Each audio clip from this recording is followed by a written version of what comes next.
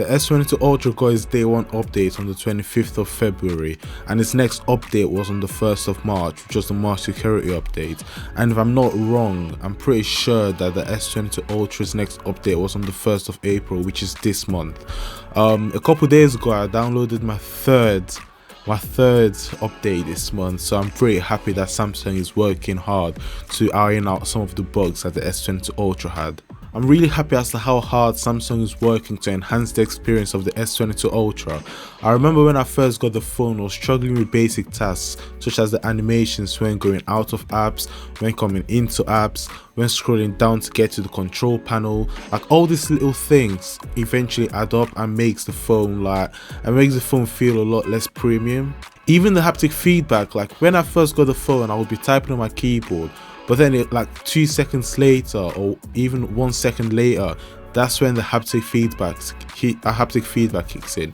Like, you know, when you type and you feel those vibrations, that's what haptic feedback is. So when I first got the S22 Ultra, I would be typing, I was like, where is the haptic feedback? And then a couple seconds later, it all comes through, and it's like this really jittery, choppy feeling. It makes the phone just doesn't feel that premium.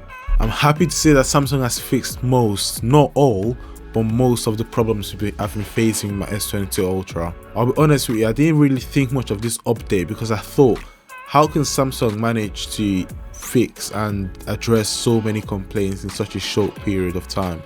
But I guess they proved me wrong. Starting off with the animations, as said before, when I first got the S22 Ultra, the S22 Ultra was really struggling with basic animations such as going in and out of apps, reaching to the control panel, especially Snapchat and Instagram. For some reason, every time I'm trying to get out of the app, like, the animation just loses a couple of frames. It feels really choppy, and that just gives like a bad taste in my mouth. This is for my Exynos model at least. I'm not sure if the Snapdragon variant is going to be different, but it felt really buggy. When pulling down to see the notification panel, I honestly would never looked forward to it, because every time you do that, all you will get in your face is just choppy, lost frames. Made this feel so incomplete. The thing that makes this even worse is that OnePlus, a fairly new up-and-coming tech brand, made ColorOS, and that Android skin runs a heck of a lot smoother than One UI. How Samsung, a multi-billion-dollar company, let OnePlus overtake them when it comes to the animations they throw on that $1,000 plus smartphones is beyond me. Luckily, Samsung has addressed this animation issue in their new update. When I first downloaded the update, I didn't really notice any major changes to the UI. I only really started noticing the difference when I started using the phone. The animations when going in and out of apps were totally different than those before the update. The way the app zooms in and out with a nice consistent flow makes it feel a lot more premium. I don't really have to worry anymore when I'm pulling down the control panel because of how consistent the UI has been.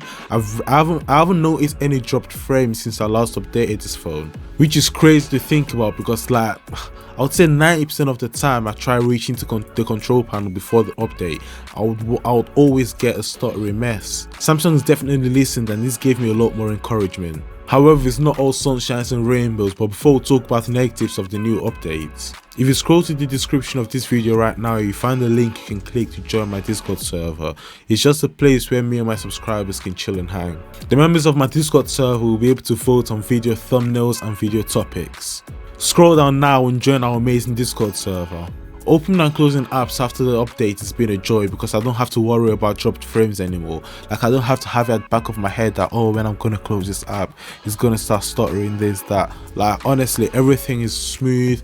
The haptic feedback, which I'm going to get onto later, has been perfect. However, closing and opening Instagram and Snapchat still isn't perfect. I'm still getting dropped frames when opening and closing social media apps, especially Snapchat. For some reason, I think something's going on between Samsung and Snapchat this year, because on my previous Galaxy phone, the stutter was never this bad. It's starting to get annoying, because truly the little things do matter. Before we move on to the improvements the haptics have seen after the new update, if you're this far into the video, it must mean that you're enjoying it, so a sub would be really appreciated. Leave a like whilst you're down there as well to help the channel out. Moving on, the haptics on the S22 Ultra right out the box felt a lot more premium than that on my S20. They had more depth, they were a lot more punchy, they had more detail, like you could literally feel the premiumness. It felt a lot more accurate rather than a generic bzzz, if you get what I mean. If I'm being honest, I didn't think the haptics on the S22 Ultra could get better with a software update, but Samsung proved me wrong once again. The new update drastically changed the way the haptics felt on my phone at least. When going in and out, the haptics feel a lot more smooth. It's not as punchy and harsh as it felt before the update. This adds to the smoothness of the animation. People think that animations are just a software thing, but hardware also plays a major part when it comes to smooth feeling animations. It's a really subtle change that you won't really notice unless you're going into it like me, a big tech geek. It's a lot more iPhone feeling. As said before, the haptics felt a lot more punchy and harsh, whereas now it feels a lot more smooth and calm. Gives you a more responsive tactile feeling. Up until now, I still haven't received any delayed feedback that I used to receive before the update. This is great news, but contrastingly, the bad news is that the animations you get when going out of the camera app is still laggy and bad. I expected this, but if I'm being honest, it's gotten a lot better since I got it out of the box. Watch this video here to see my long-term review on the Galaxy S22 Ultra. Like and subscribe if you haven't already. Follow me on Twitter and Instagram, link in the description, or just type in Tech4Tech. And I'll catch you in the next one.